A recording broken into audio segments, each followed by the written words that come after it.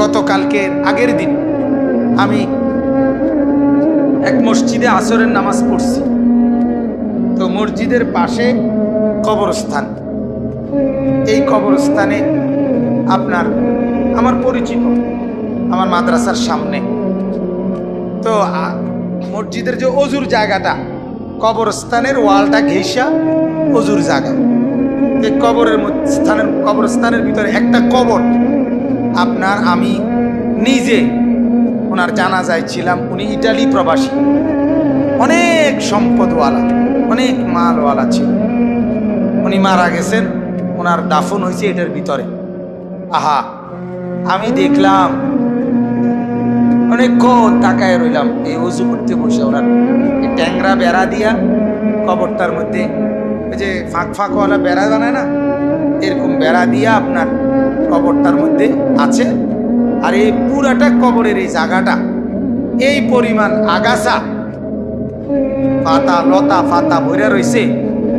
এটা দেখা আমার এতটা অনেকক্ষণ তাকায় রইলাম মনটার মধ্যে যে হায় মাওলা, এটা সেই লোক, যেই লোকের বাড়িটা এত অত্যাধুনিক টাইলসের, যে বাড়িতে একটা পাতা, একটা ময়লার টুকরা পড়তে দেয় নাই। এই পরিমাণ কর্মচারী সাফ সুতরা করে রাখছে। আর আজকে তার ছেলেরা কোথায়, তার বউ কোথায়? ঈদ গেল, ঈদের পরের দিনের পরে দ্বিতীয় দিন, কোথায় ঈদ? তারা তো ঈদের আনন্দ করতেছে, বিবি বাচ্চা। আর এই লোকের কবরের উপরে এই পরিমাণ লতা পাতায় ঘেরা। হায়, একটাবার তো কেউ দেখতো আসে। 3 সন্তান, ওই বেটার 3 জন ইটালি।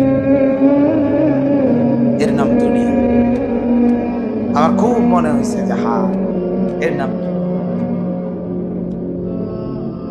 কি পরিমাণ মেহনত করছিল এই লোক।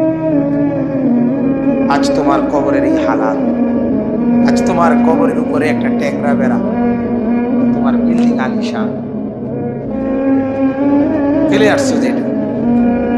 আজ তোমার কবরের ঝোপঝাড় লতা পাতাগুলো পরিষ্কার করার কেউ নেই। হ্যাঁ, এজন্য এটা বোঝা উচিত, এটা খেয়াল করা উচিত। আল্লাহ তাআলা এজন্য বলছে, বান্দা তুমি তো আমার থেকে আড়াল হইতে পারবা না।